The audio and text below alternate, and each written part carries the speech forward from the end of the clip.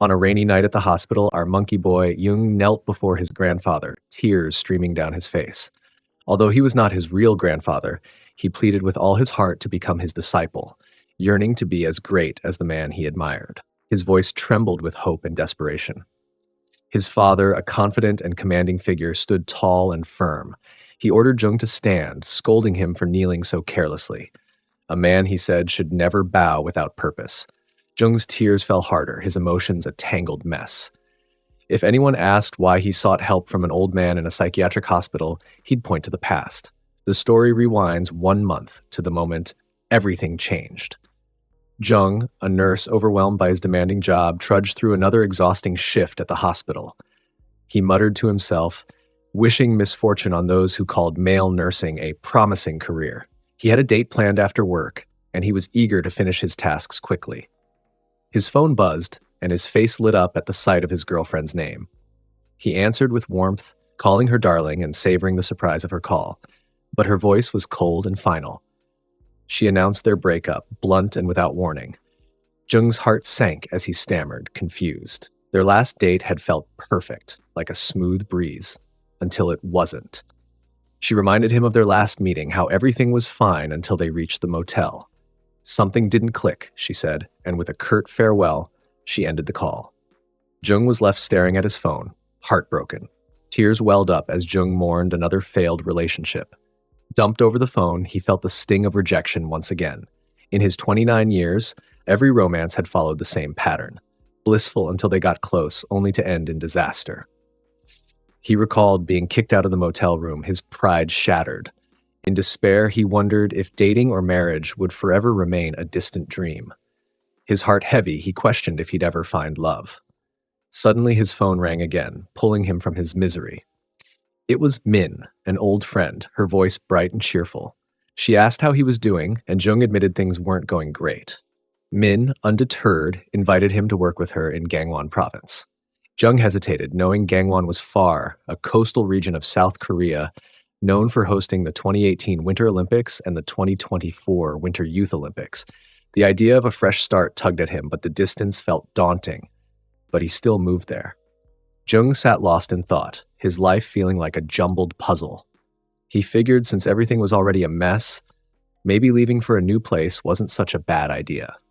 Nursing, despite its challenges, had one perk: jobs were easy to find anywhere, anytime. Suddenly, his childhood friend Min appeared and wrapped him in a warm hug.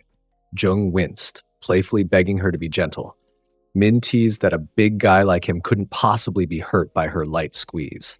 She handed him a lunchbox, scolding him for forgetting it. Min knew he was working overtime and insisted he shouldn't toil on an empty stomach. Jung thanked her, touched by her care. As a nutritionist at the hospital, Min always looked out for him. She made sure he never felt lonely or sad in the unfamiliar Gangwon province.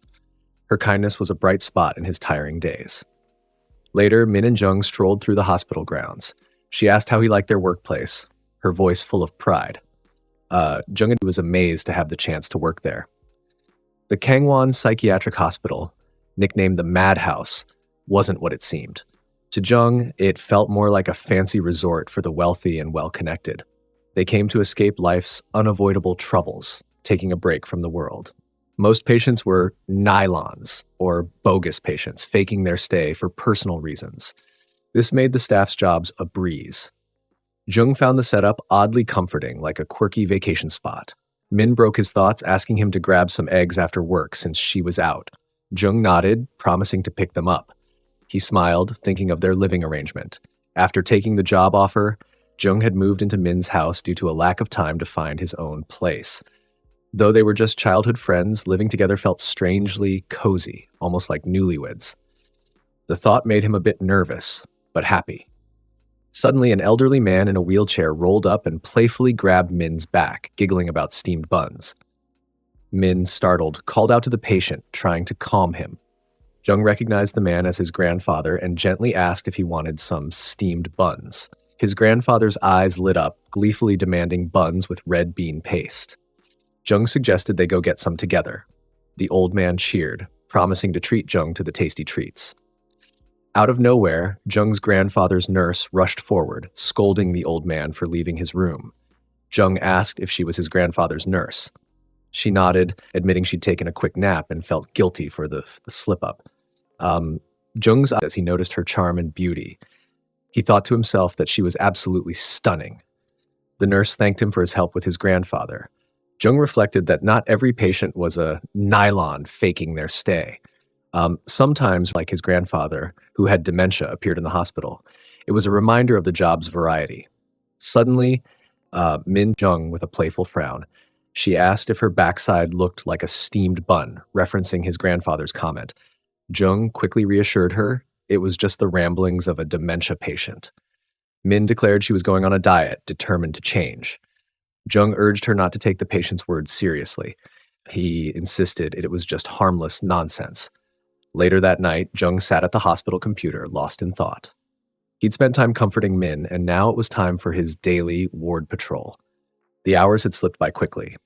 A doctor named Han approached, startling Jung. He jumped, thinking she was a ghost, then asked how he could assist her. His heart raced from the surprise. Dr. Han mentioned the patient Kim Soon-yeo and antibiotics. Jung confirmed he'd prepare a dose of mixed Tagocid and an NSS for her. She nodded shyly, staying silent. When Jung asked if she needed anything else, Dr. Han grabbed the supplies and hurried off. Jung chuckled to himself, noting how uneasy she seemed around men. It was just her usual shy nature. He recalled his first impression, thinking he'd done something wrong. But after learning she graduated from a women's university, her behavior made sense. It was just how she was. Jung sighed, preparing for his night shift patrol.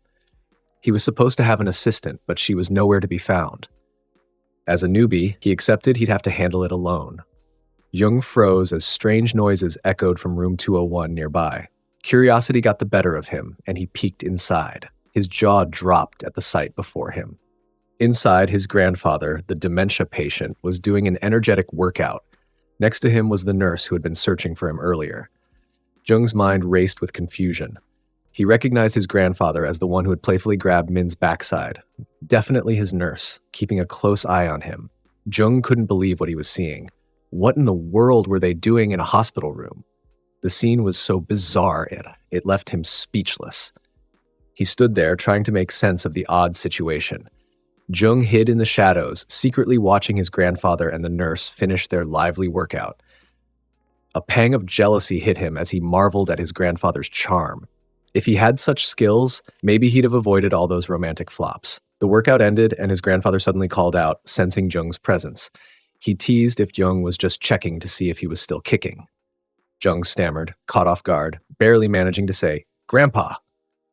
His grandfather told him to keep up the good work and shut the door. Jung quickly pushed it open, calling out to stop him. Desperate, he knelt and pleaded to become his grandfather's disciple, thus longing to be as impressive. The old man's voice boomed, ordering Jung to stand. A man, he said, should never kneel so carelessly. Jung's heart raced with hope. Clasping his grandfather's hands, Jung asked if he was accepted as a disciple. His grandfather smirked, questioning why he should teach him. He claimed his charm was a natural gift, a true blessing from above. Jung's face fell, stunned by the rejection. His grandfather went on, saying no simple tricks could turn Jung into a legend. He referenced the old tale of a carp jumping the Dragon Gate, a symbol of great transformation in Asian culture. He told Jung to act like he saw nothing and close the door again. The next day, Jung was back on duty, his mind buzzing. He refused to see himself as weak, like a mere carp. Frustration bubbled up as he thought about his grandfather's refusal. That old man was just being stubborn, Jung decided. From now on, he'd do whatever it took to convince him to share his secrets. Jung stepped into the cabin, beaming with enthusiasm. He greeted the old man he called Grandpa, reminding him of their steamed bun adventure from the day before. He held out a bag of fresh buns, saying he'd brought them because Grandpa craved them. The old man, not Jung's real grandfather, eyed him suspiciously. In his mind, he labeled Jung a sneaky fella. He bluntly refused the buns, claiming he didn't want them. Jung, puzzled, pressed him, recalling how much Grandpa had wanted them. The old man glanced at the nurse beside him, smirking. He said he'd enjoyed something even better than buns yesterday, mentioning taeok, a Korean rice cake snack. The nurse's face flushed red at his comment. Jung's thoughts raced, calling the old man a crafty codger. He couldn't believe his boldness. Grandpa turned to the nurse, suggesting they go for a walk. She nodded shyly, agreeing to join him. They started to leave the room. Jung called out, begging them to wait. But they walked off, leaving him alone.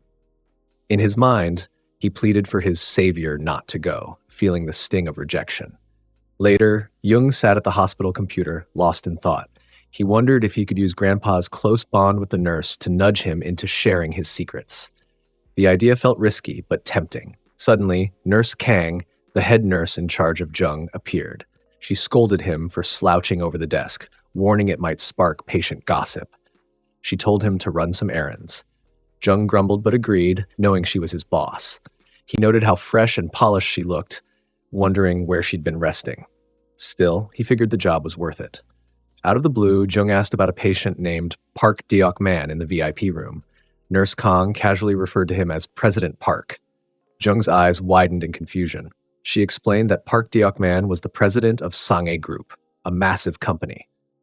Jung gasped, realizing why the name sounded familiar.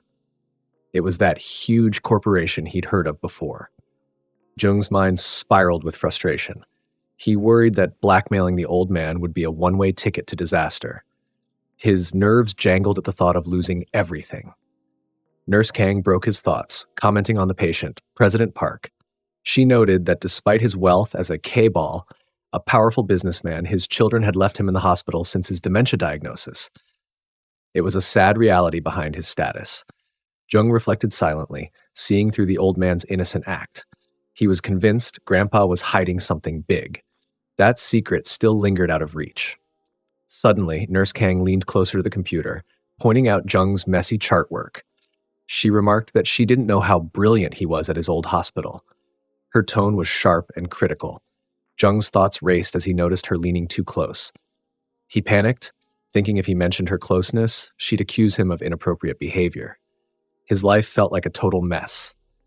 Desperate to escape, Jung blurted out that he needed the bathroom. He bolted from the room.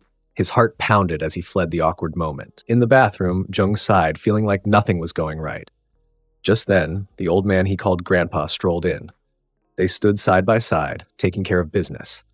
Grandpa spoke up, asking if Jung had given up on his quest. Jung firmly declared he hadn't, calling him Sir. The old man repeated that his charm was a natural gift, impossible to teach. Suddenly, Grandpa's eyes widened, noticing the pistol of Jung. He called the pistol a monster, shocked that such a grand feature could be considered useless. He questioned if it was really broken, his tone full of surprise. Jung froze, caught off guard by the old man's bold words. Jung's thoughts wandered as he sat with the old man. He recalled how, as a student, he was often praised for his impressive feature. He believed no one could match his remarkable size, expecting it to win hearts, but reality proved otherwise. Flashing back to a moment before his breakup, Jung and his ex-girlfriend were about to start a workout together. She stopped him abruptly, eyes wide at his notable feature. She warned that his monster might be too much, halting their plans. Back in the present, Jung and the old man sat together, sipping tea. The old man asked if women fled after seeing Jung's impressive feature. Jung admitted he'd tried a few times, but everyone complained it was too much, leaving him unable to finish. The old man shook his head, calling Jung a frustrated lad. He revealed that his own feature was just as impressive in his youth. He turned to his nurse, sharing the tale, and her face turned beet red with shock. He clicked his tongue, saying a coward couldn't make use of such a gift. Physical traits were a talent, he added, giving Jung a glimmer of potential. Jung's eyes lit up with hope. Sipping his tea, the old man agreed to take Jung as his disciple. Jung's heart soared, and he thanked him profusely, calling him Sir. He felt like he owed him everything. The old man cautioned that theory alone wasn't enough. Learning required a practice partner, he said. Jung nodded, eager but unsure where to start. Suddenly, Nurse Kang barged in, scolding Jung for slacking off. She demanded to know why he hadn't finished cleaning, frustrated that he was new, yet already dodging duties. Her voice was sharp and impatient. The old man's nurse stepped in, pointing to her patient. She explained he was the former CEO of Sangha Group, a big name until 2 years ago, and likely mistook Jung for an old subordinate. She promised to send Jung back soon, asking for a little patience. Nurse Kang sighed and agreed to wait. She sternly told Jung to wrap things up and return quickly. She added that they could only start when Yongmin arrived. Her tone was sharp, leaving no room for excuses. After Kang left, Jung turned to the old man, addressing him as Sir. He asked if someone as bold as Kang could be humbled. His voice carried a mix of frustration and curiosity. The old man raised an eyebrow, prompting Jung to explain. Jung vented that Kang accused him of getting his job through shady means. He fumed at her rudeness, eager to put her in her place. The old man nodded, advising Jung to use the same approach for both charm and words. He shared a few clever tips before Jung headed out. The advice sparked a flicker of confidence in Jung. Later, Kang walked alone through the hospital corridor, lost in thought. She questioned whether to trust the old man's guidance. With no better options, she decided to give it a try. Jung approached her, and Kang snapped, asking why he took so long. She accused him of sneaking out of the office. Her words stung, but Jung held his tongue. In his mind, Jung grumbled about working alone while she was gone. He reminded himself to stay calm and follow the old man's strategy. Sitting beside her, he prepared to put the plan into action. Jung apologized smoothly, asking where he should start. He began with light, charming words, hoping to ease the tension. In his head, he wondered if this was what the old man meant by flirting. Kang's face turned red, caught off guard by his approach. She mumbled that she'd already finished the work, as it was a patient's order. She brushed it off, saying it couldn't be helped. Jung's thoughts raced with excitement. The strategy was actually working. Feeling lucky, he resolved to keep up the charm and see where it led. For weeks, Jung faithfully followed the old man's strategy to win over Nurse Kang. The plan was simple: small gifts, clever compliments, and gentle touches. To his surprise, it worked far better than expected, relying mostly on his natural charm. Jung marveled at how well things were going. However, he worried that sticking to light flirting might lead to bigger problems. The old man's ability to predict success from a single glance left him in awe. Determined to take the next step, Jung planned a bold move. He needed a private moment with Kang, free from interruptions. The night shift in a quiet ward full of beds seemed perfect. Everything was set for his big moment with Kang. Jung silently prayed for his master's blessing. Failure could mean more than just quitting his job. It might land him in serious trouble. Jung pushed aside his fears, reminding himself it wasn't just about strategy. With a deep breath, he reached out and touched Kang's favorite gaming mouse. His heart pounded as he committed to the moment. Kang let out a startled squeak, her eyes wide with surprise. Jung's mind raced, realizing there was no turning back now. The bold move had been made, and the outcome hung in the balance. Nurse Kang shot Jung a fiery glare, demanding to know what he was doing. Jung stammered, nervously blurting out a compliment about her fancy gaming mouse. Realizing his mistake, he quickly apologized, calling it a silly, unconscious slip. Kang's face fell, filled with disappointment. Without a word, she turned and ran off. Jung stood frozen, regretting his clumsy move. Furious, Jung stormed into the old man's cabin, calling him master. He accused him of leading him astray, worried he'd lose his job over the fiasco. He demanded that the old man take responsibility. The old man raised a hand, urging Jung to calm down. He asked what happened, assuring him everything was still on track. Jung, confused, asked what he meant. Jung explained that Kang had glared at him angrily before running away. The old man nodded, saying it was perfect for moving to the next step. He shared more clever tips to guide Jung forward. After listening carefully, Jung agreed to follow his master's advice. He felt a mix of doubt and determination. The old man wished him luck with a sly grin. Hesitating, Jung asked a bold question. He wondered if the old man had charmed every woman in the hospital. His curiosity bubbled over, eager for the truth. The old man burst into hearty laughter, nearly choking on his surprise. He brushed off the question, saying it wasn't like that. He told Jung not to worry, claiming he just knew the game well. The old man chuckled, waving off Jung's question. He declared he was too old for chasing thrills, content with his nurse by his side. He scoffed at the idea of stealing anyone's affection, saying he had a conscience. Jung blinked, confused by the term NTR. The old man teased him for not knowing the basics, suggesting he check out some top-tune comics. He insisted he didn't snatch opportunities from others. Jung nodded and left, determined to stick to the plan. He set his sights on meeting Kang the next night. His resolve was firm, ready to make his move. Later, Jung found Kang and called her Sunbae, a friendly yet respectful term for a senior. He apologized for his earlier blunder, admitting he got carried away. He stammered that his words came from genuine admiration of her charm.